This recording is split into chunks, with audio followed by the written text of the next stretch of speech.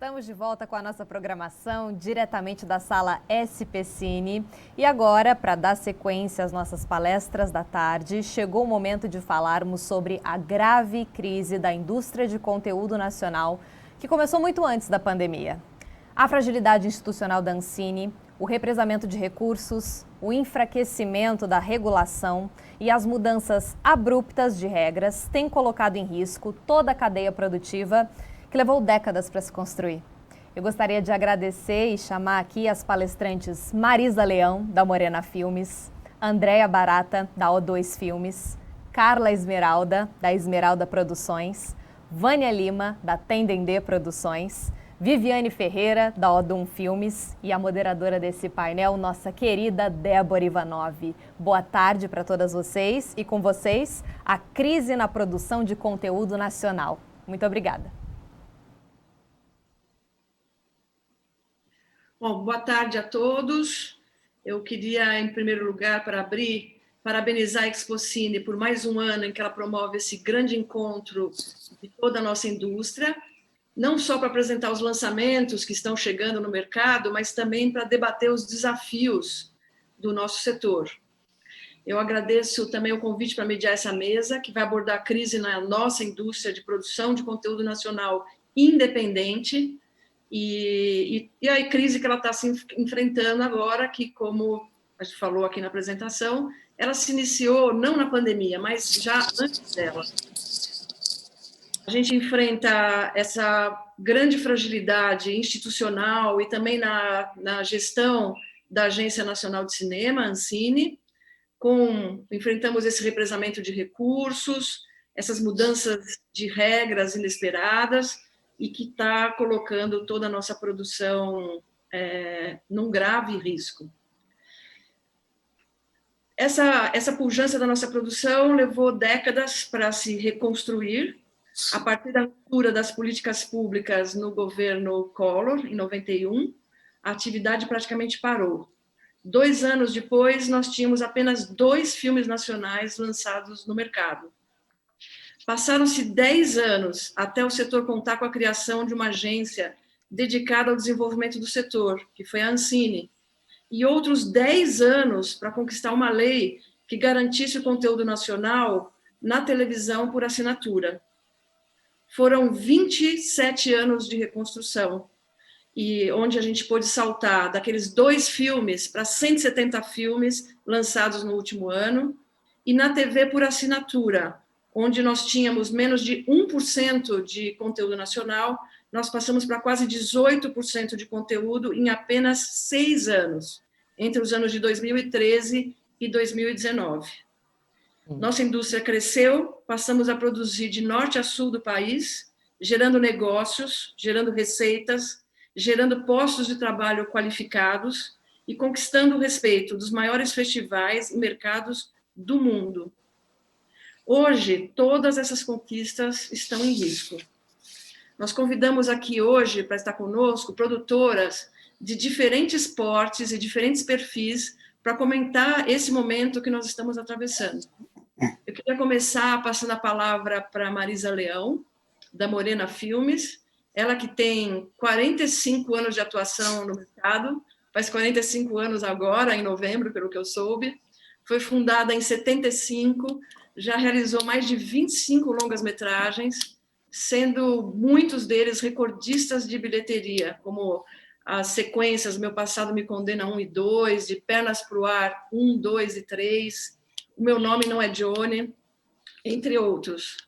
Ela é uma das profissionais mais empenhadas na formulação de políticas públicas para o cinema brasileiro, foi membro do Comitê Gestor do Fundo Setorial do Audiovisual, foi presidente do SICAV, que é o Sindicato Interestadual da Indústria do Audiovisual, e diretora, presidente, fundadora da Rio Filme em 92.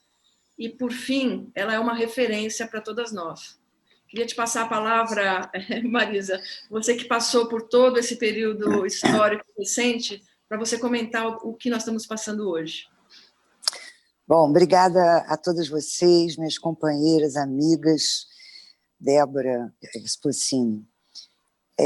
Eu pensei muito como usar os 7 minutos e decidi que eu e atender às minhas mais profundas análises sobre essa questão da crise que nós vivemos. Então, eu queria tomar a liberdade de fazer algumas digressões aqui. Não se pode entender o presente se não se tiver um raio-x do passado. É impossível entender essa crise se a gente não voltar um pouco ao tempo. Senão a gente corre o risco de fazer uma política utilitária, uma política em busca de, entre aspas, resultados. Dito isso, eu outro dia me lembrei de um filme do Bergman, de 77, chamado O Ovo da Serpente, que era um filme que tratava ali do nascedouro do nazismo. E essa expressão, o ovo da serpente, eu fui pesquisar o que isso significa. O que é a chocadeira do ovo da serpente?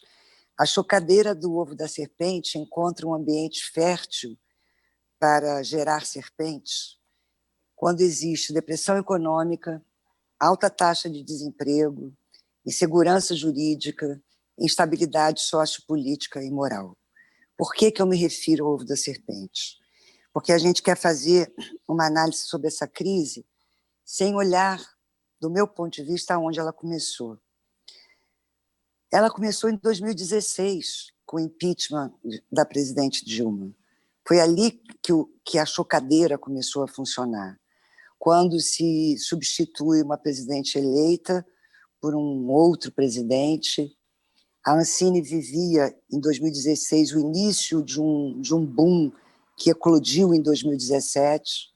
Em 2017, a gente tem o impeachment em 16, a saída do Manuel Rangel depois de 11 anos na Ancine, em maio de 2017.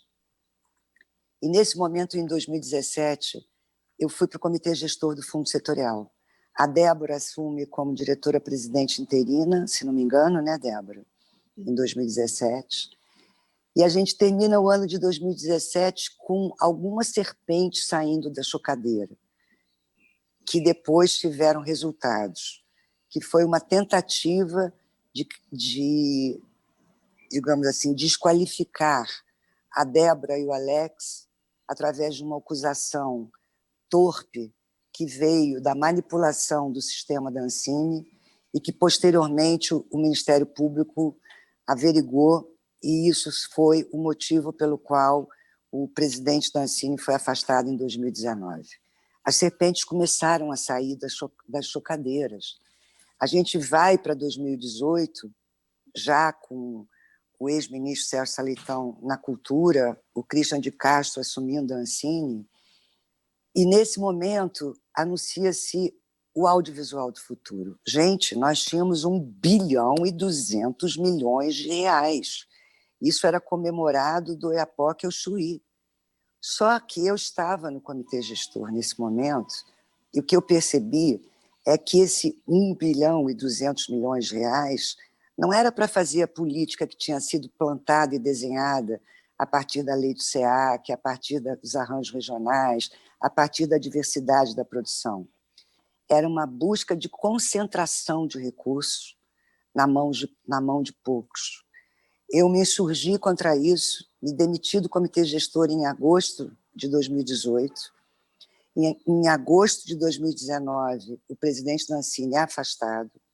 Nessa altura do campeonato não havia mais Ministério da Cultura, a Secretaria de Cultura pulava de um ministério para outro, foi para, como é que chama, Casa Civil, depois foi para o Turismo. O desmonte veio ali. E qual é o raio-x final disso? A gente tem um diretor-presidente interino, outros 3 diretores interinos que não foram sabatinados no Senado Federal. Isso é muito importante, não foram sabatinados no Senado Federal. Vem todos os relatórios e acórdãos do TCU, a Ancine, ao invés de explicar para o tribunal a natureza da nossa atividade, começa a compartilhar determinações desse relatório como se fossem ordens expressas, se submete a esses relatórios de uma maneira leviana, digo eu, e nós chegamos a 2020 com asfixiados. Antes da pandemia, já tinha um Covid no setor do audiovisual. Um Covid que era não liberação de contrato, não liberação de recursos, não agilização dos processos. Então, nós chegamos na pandemia já quarentenados. E isso tirou muito o nosso fôlego. Então, o que eu queria dizer aqui para terminar é: eu acho que nós só vamos conseguir fazer uma política de enfrentamento dessas serpentes que saíram das chocadeiras se nós nos juntarmos com o restante da sociedade civil brasileira em todas as áreas que são fundamentais para que um país como o Brasil possa se qualificar como um país digno de se viver. Meio ambiente, saúde, educação, tudo que vocês queiram mais agregar. A nossa luta não pode ser técnica, só de normativos, só de regulações. A nossa luta tem que ser política no sentido global. Obrigada. Obrigada, Marisa. Você sempre afiada e contundente. Obrigada. Eu me emocionei aqui com algumas partes da sua fala, falando por tudo que a gente passou nesse curto espaço de tempo de 16 para cá. Bom, eu queria passar agora a palavra para a nossa convidada Andréa Barata, sócia fundadora da O2. Ela tem mais de 30 anos de atuação no mercado e a O2 foi indicada como uma das 5 produtoras de maior impacto do mundo pela Variety. Não fui eu, não foi a O2. Produziu mais de 30 longa-metragens de documentários, como os premiados Cidade de Deus e Lixo Extraordinário, além de diversas séries como Filhos do Carnaval, Felizes para Sempre, Lilis a Ex, entre outras. As suas produções mais recentes são o longa Marighella, que estreou na Berlinale, e as séries Pico na Neblina, da HBO, A Irmandade para Netflix, Sob Pressão, que está passando agora na Globo. Não, Sob Pressão não é nossa. Perdão, então. Tá. Não, na boa, é da conspiração. Não podemos levar crédito dos amigos, né? Que é um trabalho super bonito. Ela integra a diretoria do CIAESP, que é o Sindicato da Indústria do Audiovisual do Estado de São Paulo. A O2 é uma produtora diferenciada, ela tem mais de 150 colaboradores fixos, é uma empresa grande e que produz não só os filmes dos seus sócios fundadores, mas como de muitos diretores do mercado, e o impacto dessa crise também impacta em toda essa cadeia de talentos. Essa palavra para você, Andréa. Obrigada, Débora. Queria agradecer o convite, estar aqui com vocês. Bom, primeiro eu concordo com tudo que a Marisa falou. Está tendo um esforço para haver um desmonte do nosso setor, um setor fundamental, né? Porque quando você pensa que é através ou da literatura ou do seu audiovisual que um povo se reconhece. O Brasil, infelizmente, é um país que lê pouco, mas assiste muito a TV e plataforma, então é estratégico que a gente esteja falando sobre a gente mesmo, esteja produzindo sobre a gente mesmo, né? Tolstói falava, fale sobre a sua aldeia e você falará para o mundo. Então, está tendo desmonte disso, realmente. A gente já faz um tempo, como a Marisa colocou, que vem sentindo dificuldades de aprovar qualquer novo projeto, ou mesmo projetos que já estavam em andamento ali dentro da Ancine, para liberar qualquer coisa simples, uma consulta, uma diligência qualquer, enfim, virou um processo impossível. E, nesse momento, a O2, a gente meio que desistiu de trabalhar, não desistiu de lutar junto ao sindicato, por isso eu estou no sindicato aqui com vocês, não desistiu de lutar com o audiovisual, mas meio que entregamos, assim, pensar na nossa produtora, estrategicamente ter um dinheiro amparado ou apoiado, ou do fundo setorial, que é um dinheiro do setor, captado no próprio setor, né? Diga-se de passagem, a gente não está pegando dinheiro da saúde ou da educação, como dizem por aí, né? Vagabundo do cinema, tirando da saúde, da educação. Não, somos nós que não somos vagabundos, que trabalhamos pra caramba. Enfim, Marisa aí há 45 anos, eu estou há 30 na estrada. Então, a gente desistiu de contar com esse apoio, com essa parte dentro da O2. A contrapartida disso, como nós sobrevivemos, então, a esse momento? Nós passamos a produzir muito para os players, para a Netflix, para a Amazon, para a Globo, para a HBO e outros, que é uma coisa muito legal, é bacana, mas é um trabalho, não é um trabalho autoral também, porque a produtora tem um trabalho autoral, mas todos os nossos filmes mais autorais, com esse DNA mais de festival, com esse DNA que leva o que é o Brasil para fora, todos esses estão no acostamento. A gente não conseguiu mover esses filmes sem o apoio do fundo, né? Sem o apoio das leis todas que nós tínhamos, que agora tem, mas na prática não tem mais, né? Então, a forma que a gente arrumou ali na O2 foi de sobreviver, foi não contar mais com isso. Vamos planejar a nossa produtora e não contar mais com isso.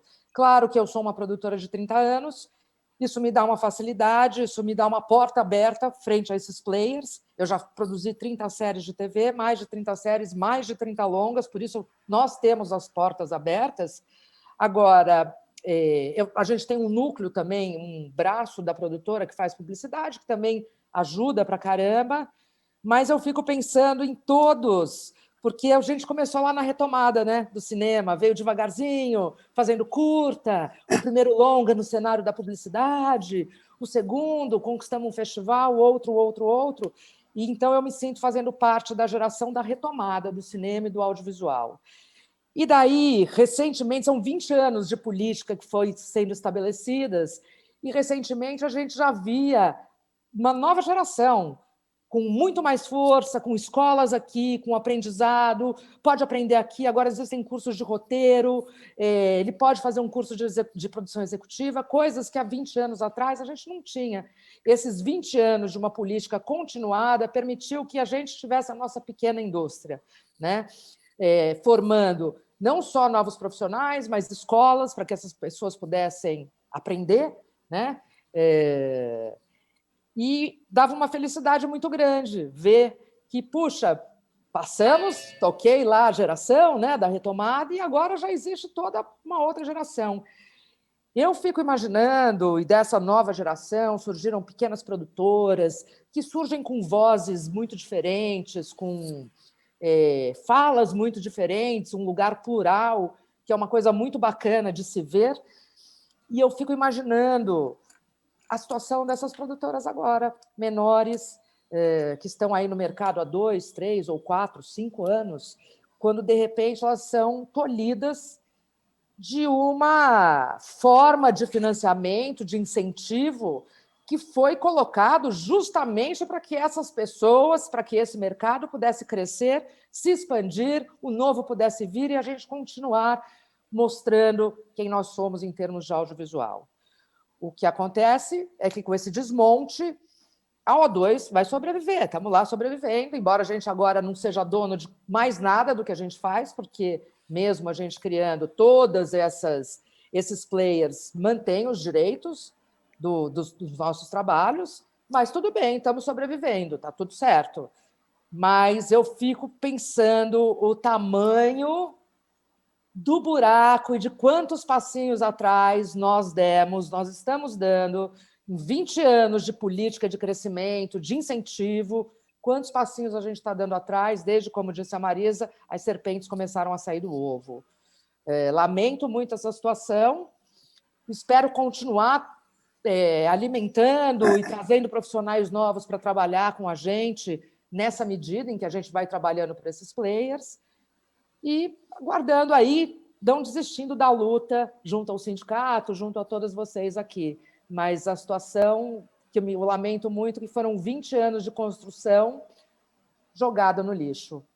Então, essa minha colocação aqui deu os meus 7 minutos. Obrigada.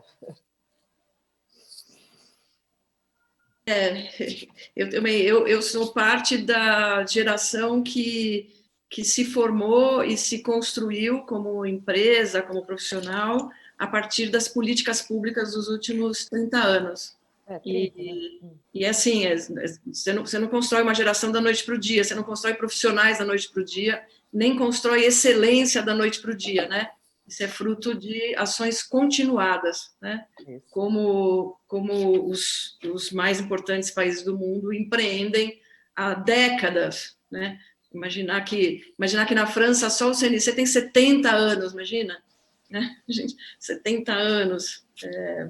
Nos Estados Unidos, a gente tem aquela ideia de mercado tão liberal, eles estabeleceram cotas para conteúdo nos canais de televisão por 50 anos. Imagina, cotas de 100%, não foram cotas pequenas. Né? Uma indústria pujante e hoje competitiva contou com grandes políticas públicas no passado. Bom, eu vou convidar agora a Vânia Lima. A Vânia Lima, ela é diretora, sócia da Tendendê, fundada há 21 anos, com sede em Salvador, na Bahia. Ela já realizou dezenas de filmes e séries, entre eles Cartas para e Criativos.br, o premiado filme Antes que Me Esqueçam, Meu Nome é Ed Star, entre outros. Ela conta com obras produzidas para diferentes países, como Estados Unidos, Panamá, Costa Rica, Dinamarca, e ela foi diretora do CONE, Conexão Audiovisual Centro-Oeste, Norte e Nordeste, e hoje ela integra o conselho da BRAVE, que é o Brasil Audiovisual. Espero não ter errado no currículo dessa vez. Né? Não, mas você pode errar. Não, eu vou convidar eu queria agradecer a Vânia para falar um pouquinho do ponto de vista de quem está produzindo fora do eixo Rio-São Paulo, e que a Vânia sempre me falou que isso não é produção regional, gente. Isso sim é produção nacional, né? É a gente falar do país como um todo, né? Então, queria que você comentasse um pouquinho o que a gente está passando desse ponto de vista, Vânia. Eu quero agradecer o convite à Expocine. Eu também integro Mais Mulheres, que é um coletivo de mulheres participantes do audiovisual, que tem promovido assim, uma revolução no nosso trabalho, né? Eu queria agradecer também a Débora, que faz parte desse coletivo, as colegas aqui também, e também falar dessa mesa. Assim, eu queria usar meus 7 minutos começando falando dessa mesa. Essa é uma mesa super diversa, né? É difícil você ir num evento e ver uma mesa com mulheres tão potentes, significativas e com trajetórias distintas, diferentes, e que podem agregar.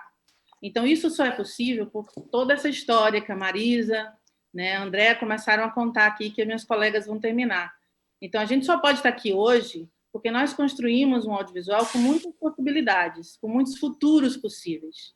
Mas, nesse momento, estes futuros possíveis estão sendo ameaçados. Então, eu sou de uma empresa na Bahia, nós temos 21 anos, né? É uma empresa também que tem uma opção de contratação de pessoas, então nós temos um quadro fixo de funcionários, mas a maioria das empresas CONE são empresas pequenas, são empresas no que chamam a Ancine de pontuação 1 e 2. Empresas que, a partir de 2011, quando o Congresso Nacional determinou que o Fundo Setorial do Audiovisual devesse ser usado em 30% na região CONE, o que é a região CONE? Centro-Oeste, Norte e Nordeste. Então, todo o fundo setorial tem que ser usado 30% nessa região. Então, depois dessa determinação, dessa promulgação em 2011, nós passamos a ingressar no fundo setorial.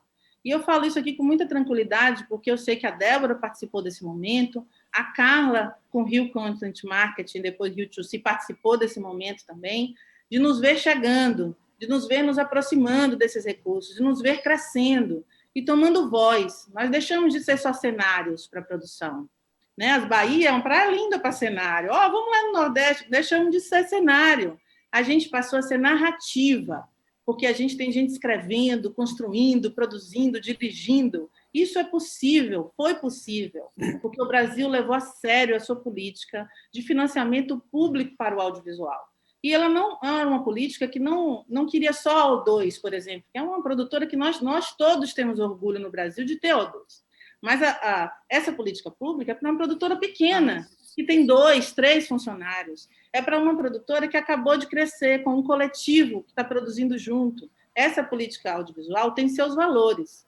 Hoje eu fiquei muito impactada com a fala do presidente da Ancine, logo pela manhã, quando ele diz que, a partir de agora, a política audiovisual tem que fazer uma revisão, onde tem que se medir aquilo que deu certo. Bem, essa mesa aqui não é prova que a gente dá certo, que a gente tem tudo para dar certo, ainda mais.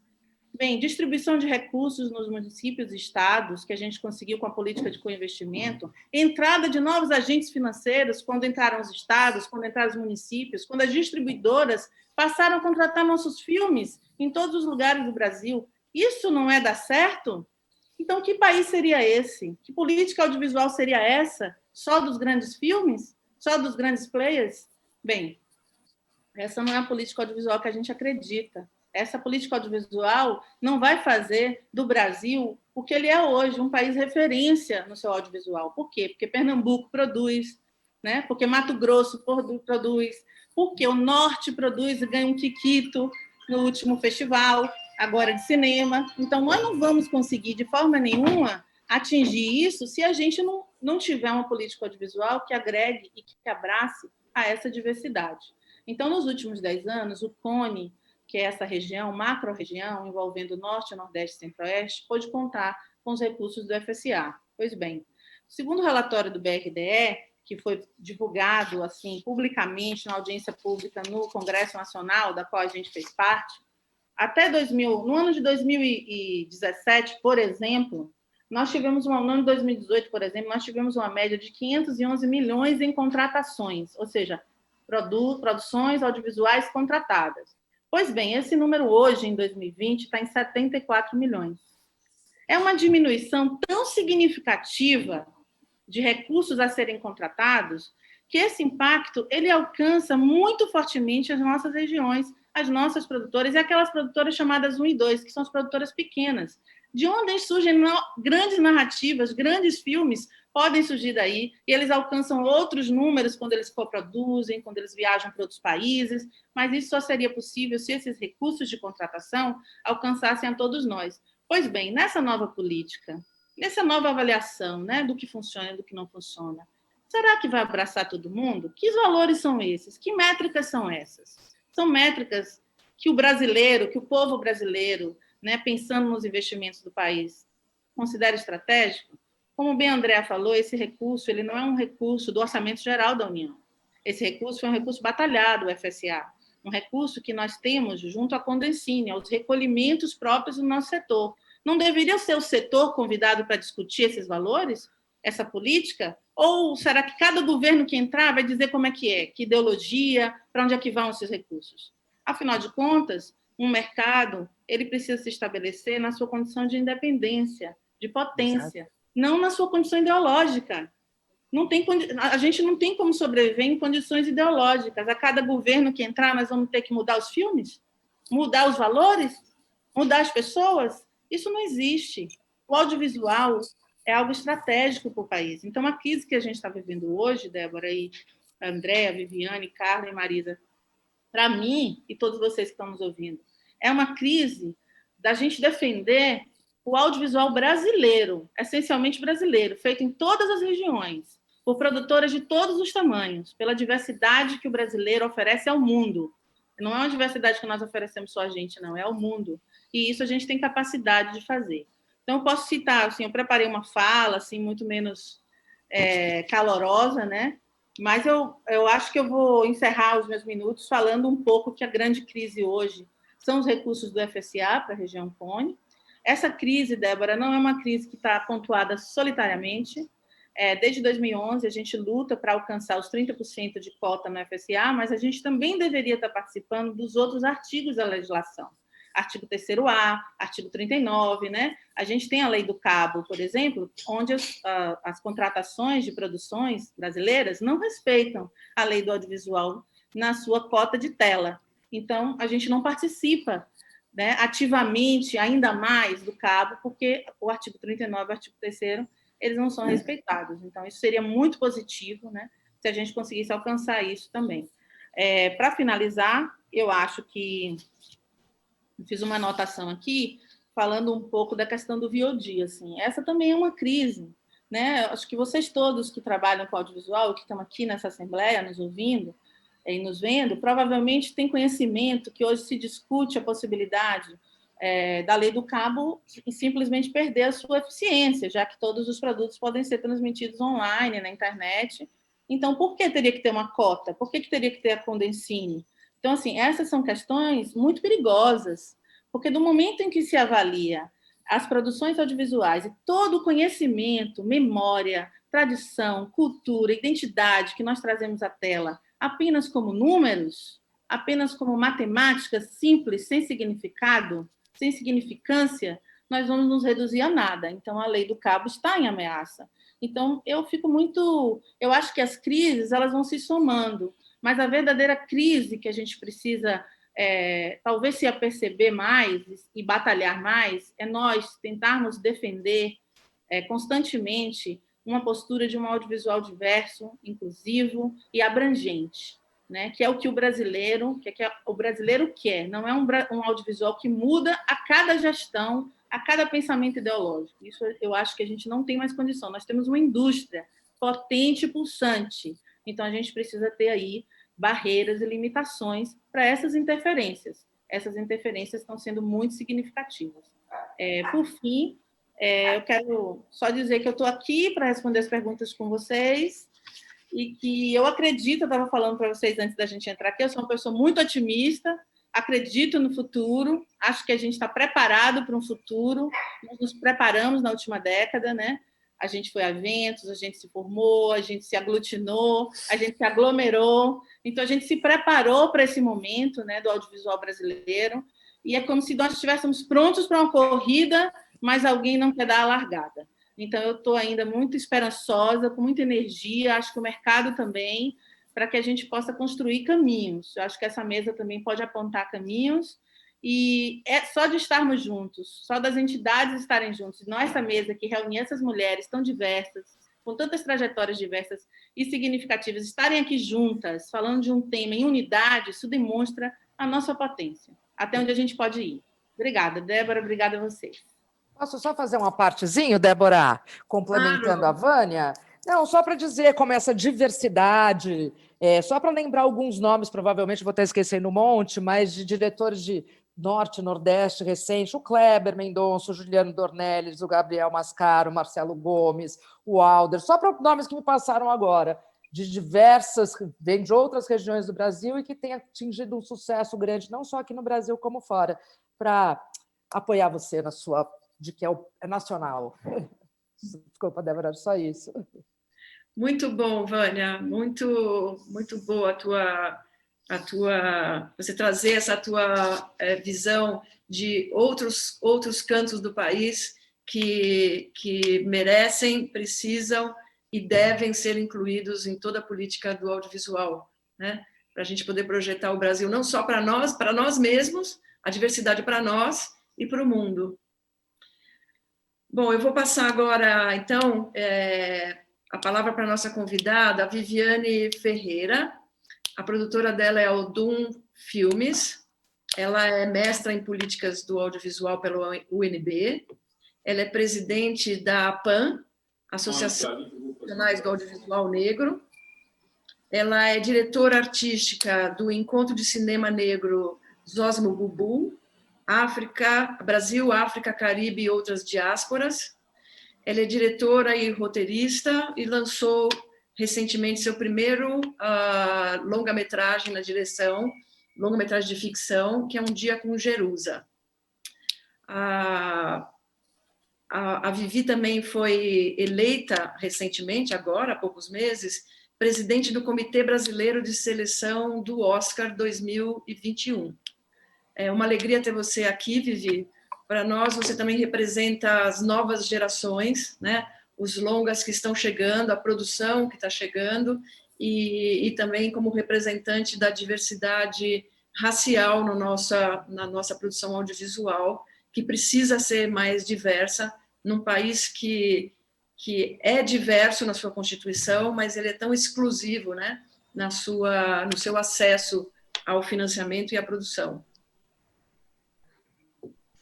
Valeu, Débora.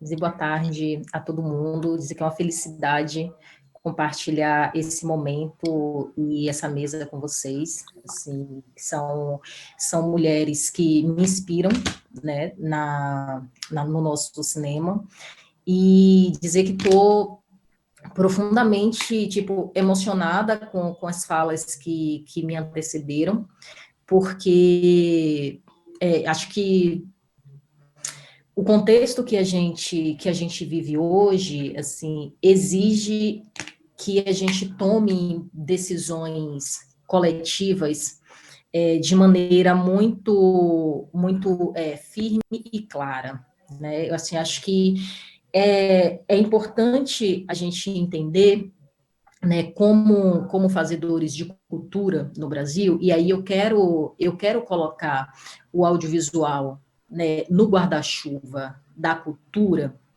porque, tipo, muitas vezes a gente acaba sendo seduzidas e seduzidos a entender o audiovisual e o cinema como uma coisa à parte, né, e a gente tem amargado aí, junto com todo um setor cultural, uma concepção equivocada de cultura partindo do nosso governo, né? E aí, tipo, acho que, assim, eu compacto muito com a visão da Marisa e da Vânia, e gostaria, tipo, de contribuir, né, acrescentando a isso.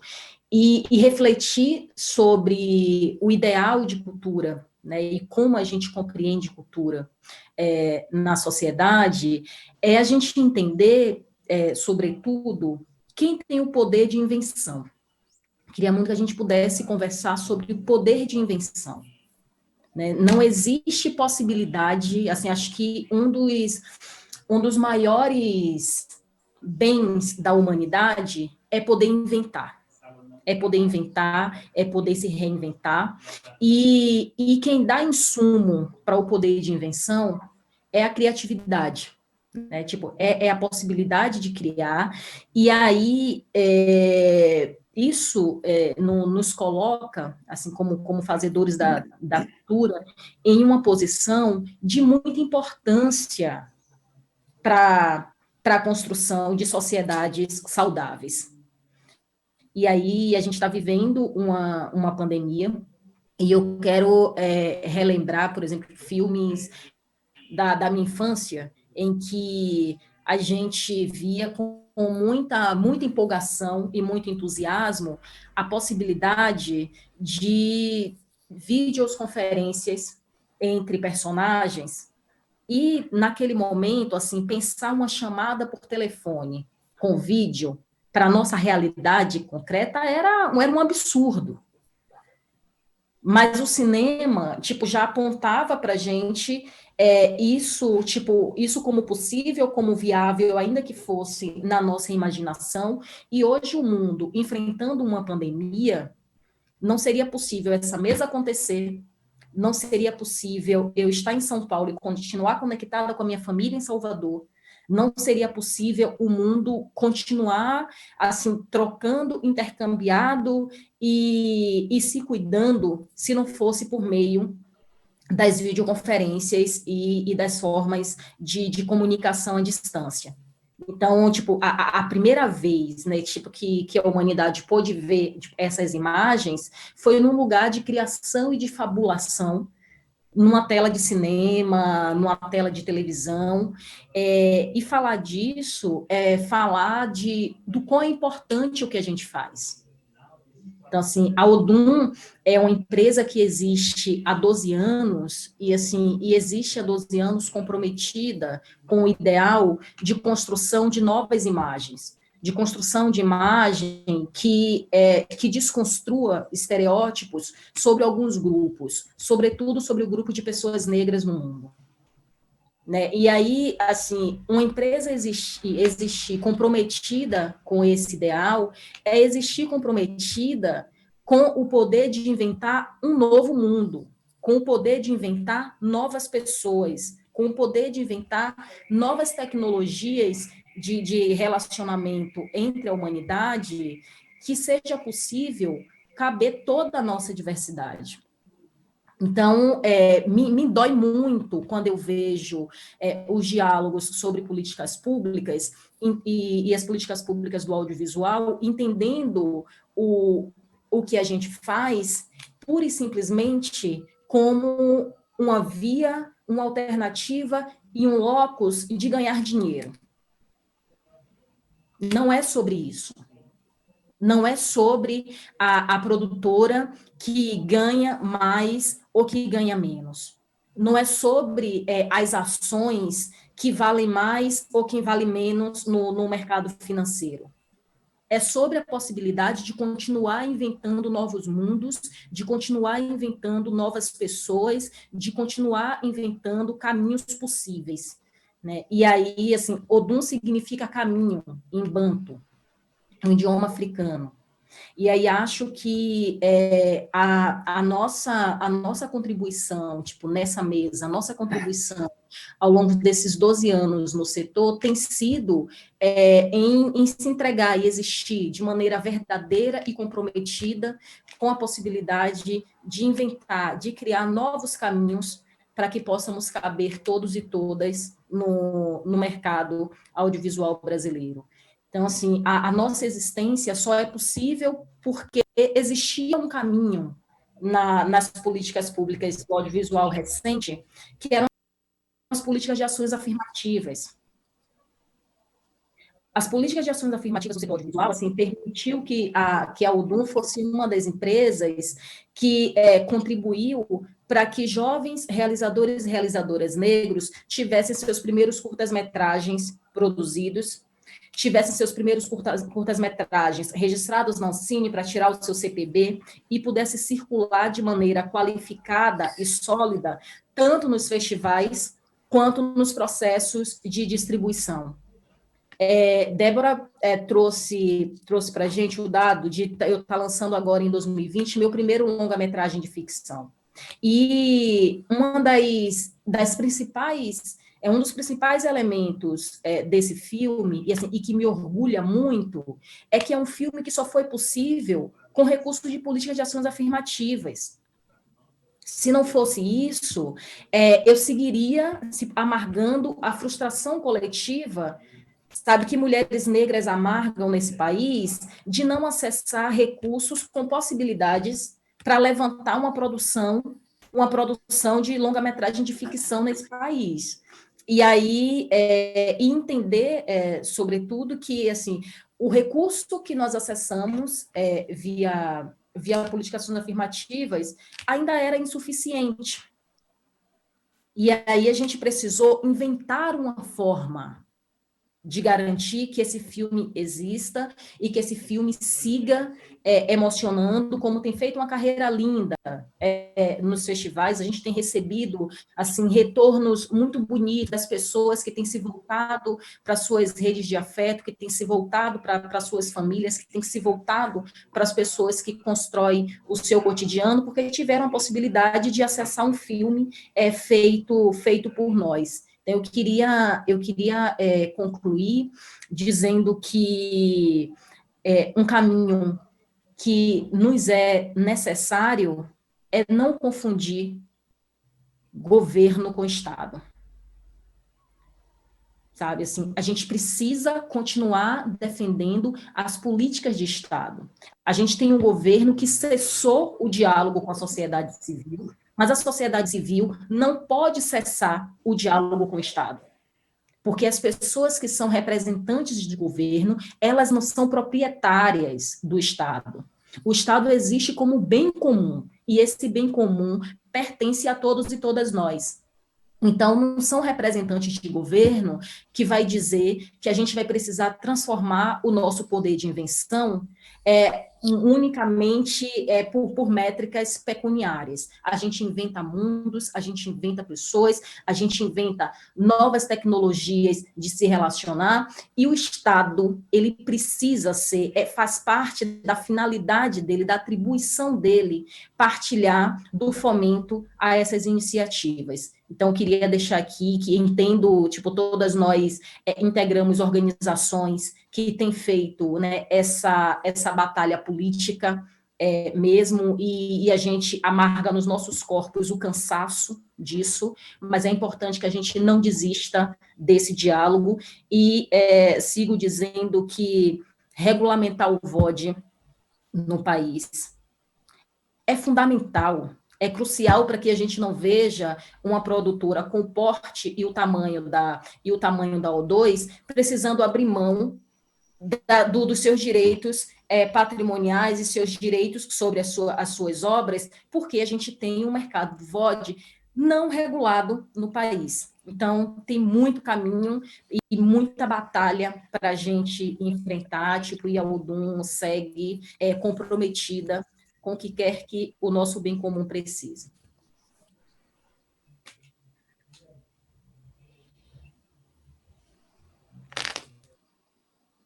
Você está mutada, Débora. Obrigada, Vivi.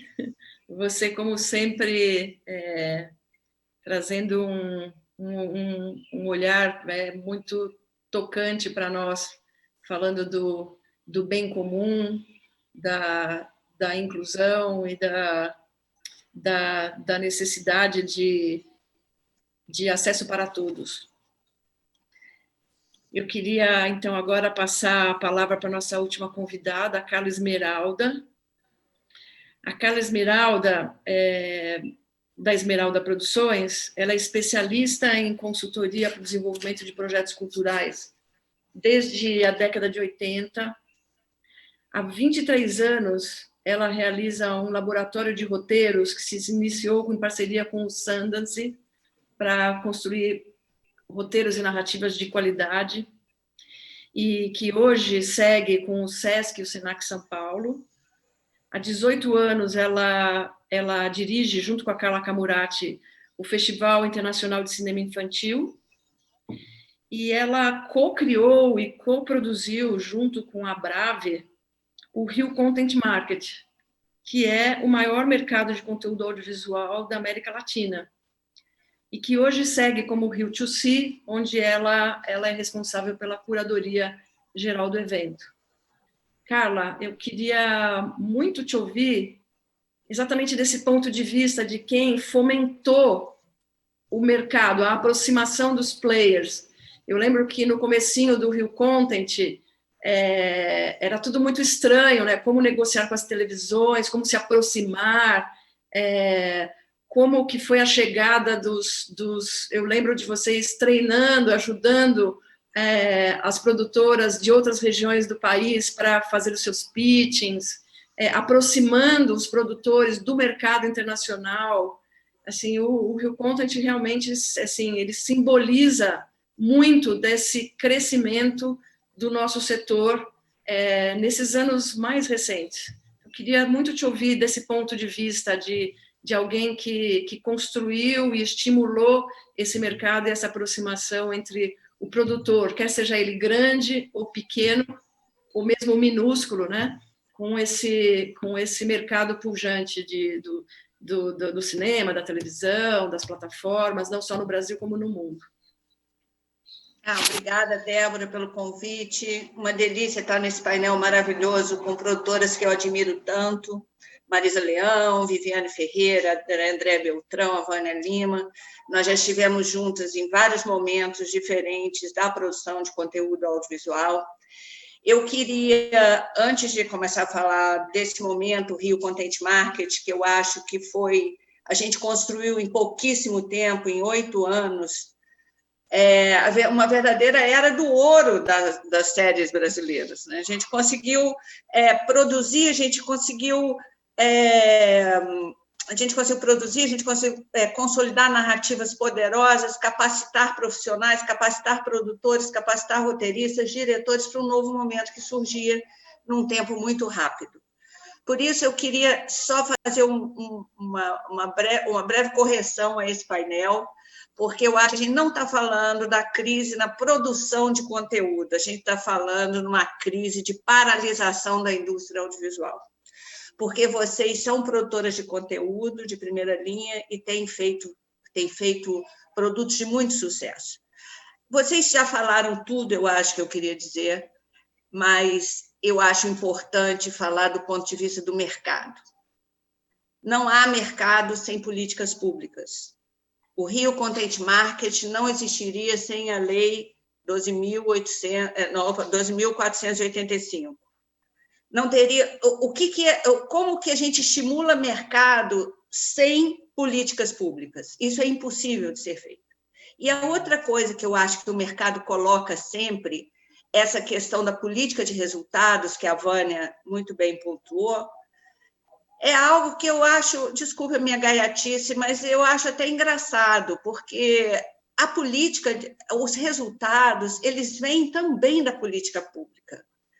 Eu acho que essa migração, por exemplo, da Marisa Leão, de um cinema da década de 80 para um cinema da década pós-Collor, por exemplo, que ela faz produtos diferentes do que ela fazia antes, e com muito sucesso na realização, participando, por exemplo, com O Meu Nome Não é Johnny, direto na produção do conteúdo, da narrativa, do roteiro, com os sucessos da franquia de Pernas pro Ar.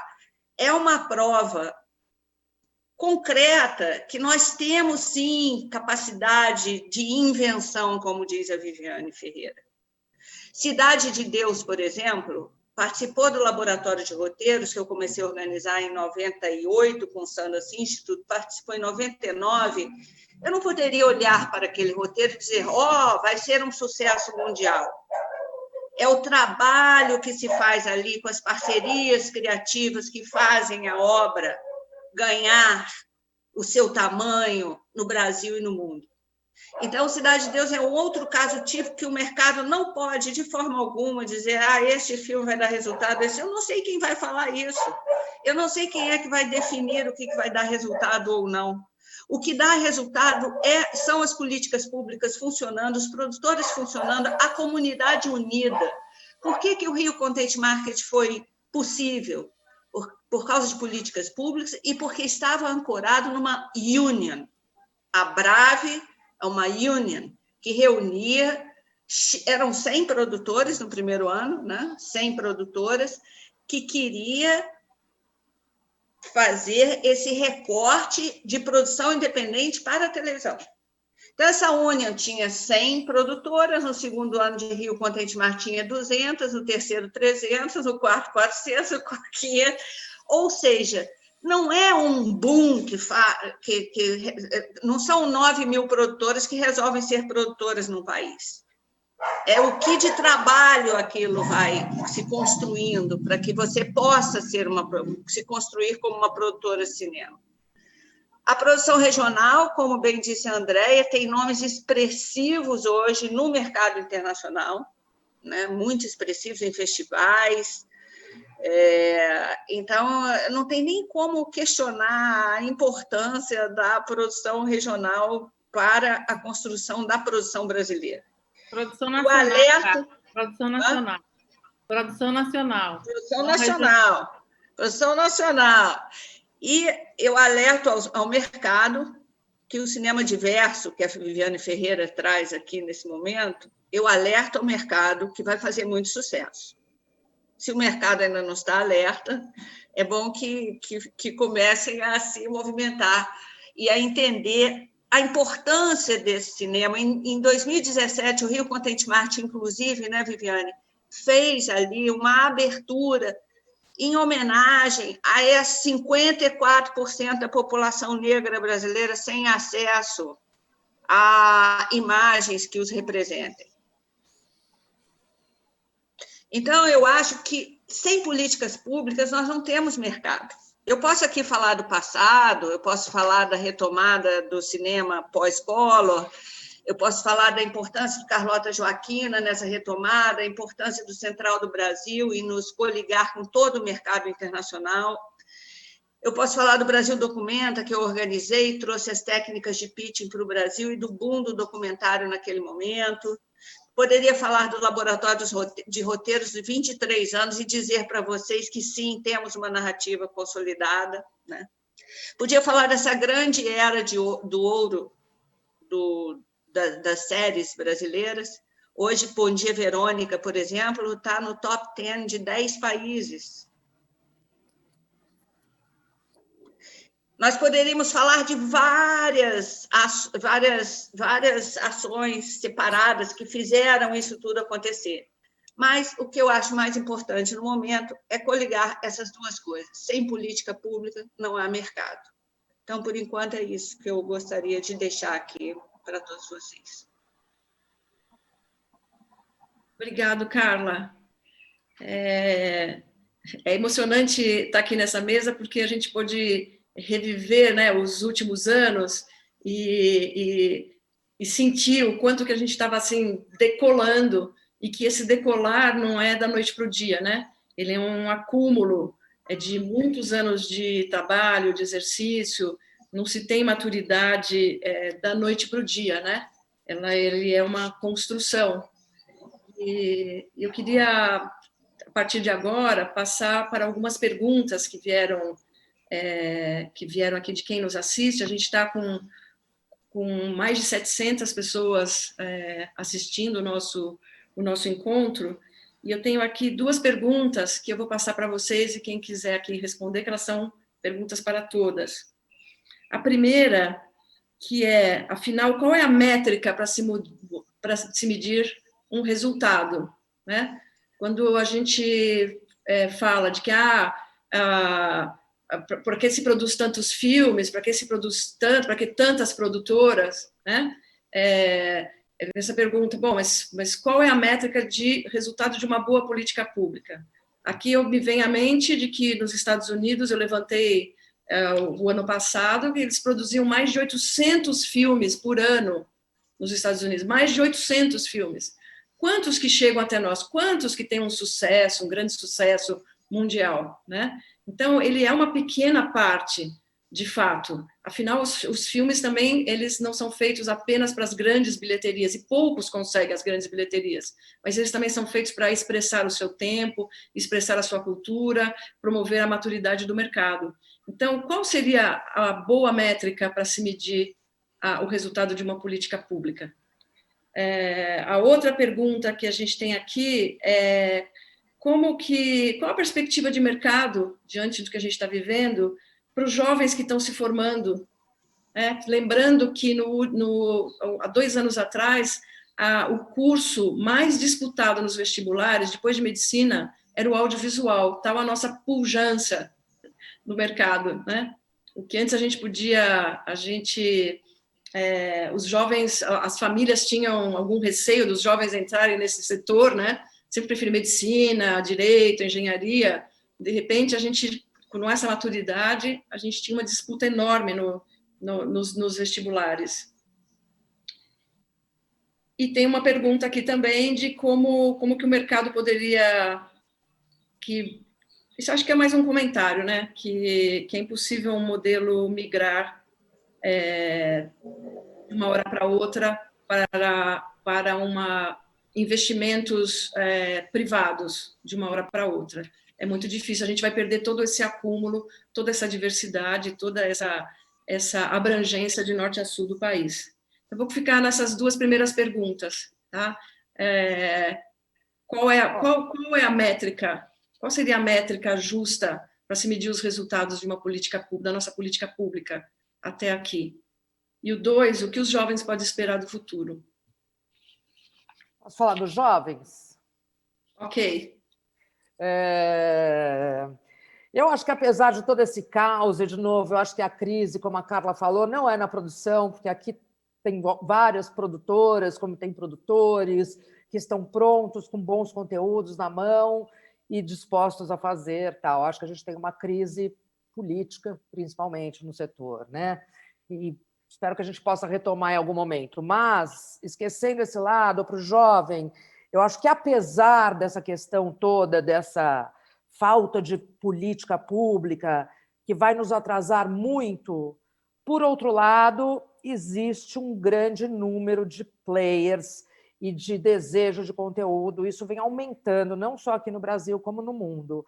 O Brasil é um mercado super estratégico para a Netflix, para a Amazon, porque a gente tem possibilidade de assinantes enorme, de crescimento grande. Agora está vindo também a Apple. Então, eu acho que nós teremos, sim, os jovens terão aonde trabalhar, como trabalhar. Eu acho que o audiovisual continua sendo, graças a essa questão toda aí desses players que vem entrando, continua tendo espaço. Para mim, falta hoje ainda na nossa produtora, só para dar um número, a gente tem 14 séries em produção, tinha 14 séries para entrar em produção, em algum momento de produção antes da pandemia, ou uma semana para filmar, ou 2 semanas depois, enfim, mas a gente tinha 14 séries. E falta profissional para tudo, apesar da gente já trabalhar com um monte de profissionais novos, ainda existe carência de pessoas para trabalharem, diretores de arte, produtores, figurinista, roteirista. Hoje já existe a profissão de roteiro, você estava falando dos pais, né? Há 20 anos atrás não tinha um roteirista. O roteirista estava na Globo, há 15 anos ou não estava, ou a gente inventava, sei lá, de virar, tentar, tal. Mas não tinha. Hoje já existe um time novo, cheio de jovens roteiristas que estão todos ocupados. Então, eu acho que para o jovem, apesar dessa crise política que a gente está vivendo, eu não desistiria, não, porque é um mercado ainda que é isso, a gente precisa ainda. Na produtora, a gente precisa de todo mundo, de todas sei lá, de todas as funções nós precisamos. Então, não desanimem, o audiovisual vai crescer e ele vai ser mais bacana ainda se acertar essas políticas onde a gente pode ter a inclusão. Vamos combinar que todos os países que têm um cinema, que tem alguma representatividade, ele tem um incentivo. Isso faz parte da política cultural dos países. Então, por enquanto, não temos para esse espaço, não temos esse espaço, mas temos espaço, sim, profissional, para bons profissionais entrarem. Essa é a minha percepção de uma produtora grande, né? Minha produtora que é grande. Em todas as áreas faltam gente. Ah, que bom, Andréia, que bom. Isso dá Só para dar um ânimozinho, né? Que não está tão assim, né? Mas, enfim, era Queria isso. comentar um pouco dessa questão que você trouxe, Débora, sobre o que seria uma boa métrica, assim, né? E eu estava terminando a minha fala e depois a Viviane e a Carla falaram a seguir. E eu vou reposicionar o que eu acho que é uma boa métrica, assim. Eu acho que uma boa métrica, um bom valor, né, de uma política indutora, de uma política de desenvolvimento, de uma política para a cultura brasileira, não só para o audiovisual, vou me reposicionar aí a partir da Viviane, uma política para a cultura brasileira com foco no audiovisual é pensar em abrangência, em diversidade e em autonomia, em poder dirigente, né? A gente pensar que essas pessoas possam contar as histórias que elas acharem e que elas conquistarem contar da forma, da narrativa e da forma do seu lugar de fala, do seu lugar de mundo, né? Da sua existência, né? Então, a Viviane falou isso, a Carla falou isso também de uma determinada forma. Não existe Estado, que não vai existir mercado que não tenha o Estado, né? A gente não pode estar dialogando com governos, a gente tem que dialogar com o Estado, porque é uma questão de Estado. Então, assim, se nós temos uma lei, né, aprovada no Congresso Nacional, que é o guarda-chuva, né, de todas as legislações que estão a seguir promulgadas, e nessa lei a gente aplica esses conceitos que eu acabei de dizer agora, que são diversidade, abrangência, e o poder dirigente da obra está lá na lei, né, quando se fala em produção independente. Então, por que isso não está sendo dito como valor a ser buscado? Por que essas 3 etapas não estão sendo perseguidas, né, em números, em quantitativos, em numerários que possam dar significância à Secretaria do FSA e hoje à Agência Nacional do Cinema, né, que é a Secretaria do FSA, e a tantas outras políticas estaduais, por exemplo, que poderiam estar aplicando ICMS, aplicando nas prefeituras o imposto também para uma lei específica de uso, né? Você vê, por exemplo, o Nordeste, nós temos tantos estados e apenas 3 possuem legislações de ICMS, né? Então, nós precisamos também que a gente possa pensar nessa promulgação do que é uma métrica ideal e que ela possa abranger outros contextos, né?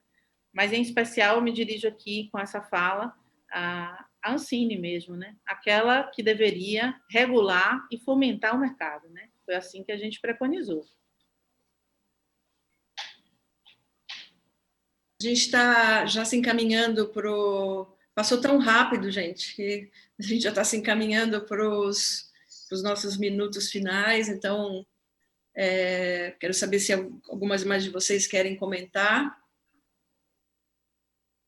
Eu queria concluir um pouco a linha de raciocínio que me parece que perpassou todos os depoimentos, também de uma maneira muito curta e breve. Em algum momento foi criada a Embrafilme, em algum momento a Embrafilme terminou. Em algum momento foi criada uma agência no governo Fernando Henrique, quando várias agências foram estimuladas a serem criadas.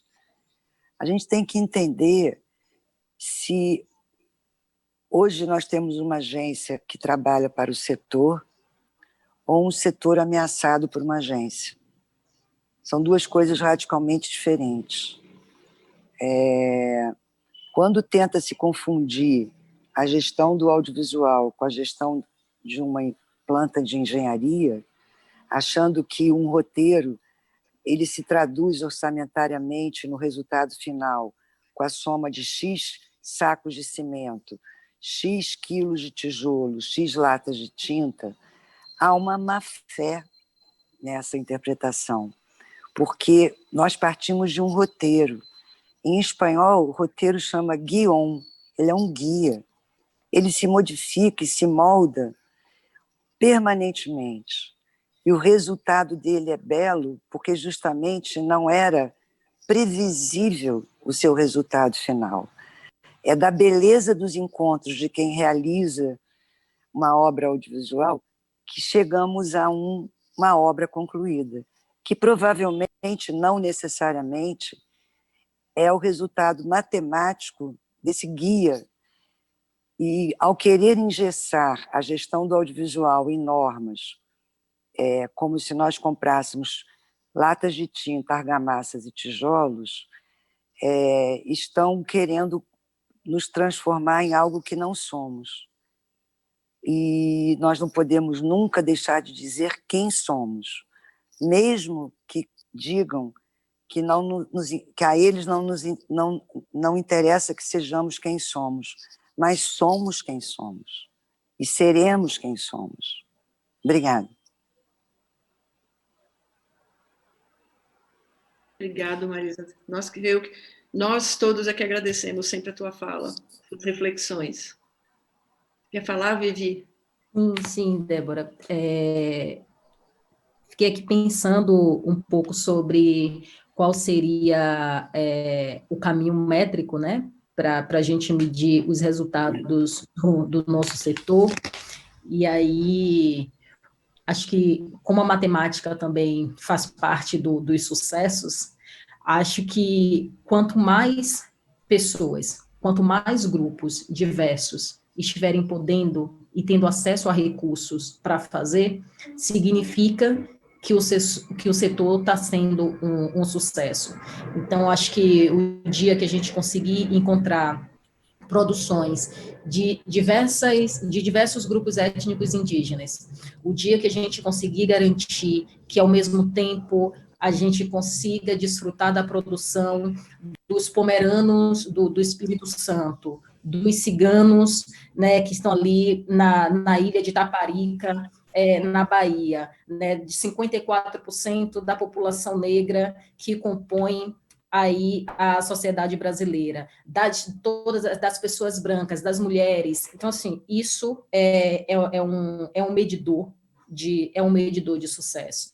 E acho que, alinhado a isso, quando a gente conseguir olhar para as produções da perspectiva da multiplicidade de gênero, da multiplicidade de formato, é possível a gente conseguir identificar aí uma métrica de sucesso. Para além disso, eu concordo com a Marisa, é só tentativa de aprisionamento da nossa criatividade, do nosso poder de invenção. Obrigado, Vivi. Alguém mais quer fazer algum comentário? Eu tenho aqui algumas perguntas, mas que a gente não vai ter tempo de responder a elas. Então, se vocês quiserem fazer algum desfecho, muito rápido. A gente já está encerrando aqui a nossa participação. Obrigada. Eu quero acabar só com uma frase muito bonita do Krenak, que eu li ultimamente, o livro de 10 ideias para adiar o fim do mundo. Nós estamos aqui com produtoras super competentes que querem contar histórias. A indústria audiovisual quer contar histórias. E o Krenak diz uma coisa linda. Ele diz que enquanto contarmos histórias, nós vamos estar adiando o fim do mundo. Lindo. Belo. Muito lindo, muito lindo. Belo, muito belo. Bom, quero agradecer a participação, o tempo de vocês, para a gente estar aqui junto, refletindo sobre o nosso tempo, sobre as nossas dificuldades e também nos inspirando a seguir em frente, juntos, fortes, e defendendo a nossa cultura e nosso direito, né, de produzir obras e refletir sobre o nosso tempo nessas obras. Obrigado, Expocine, e obrigado ao público que nos assiste também. Espero que tenha sido proveitoso para todos. Obrigada. Obrigada, Débora. Obrigada a todo mundo. Ótimo. Até já.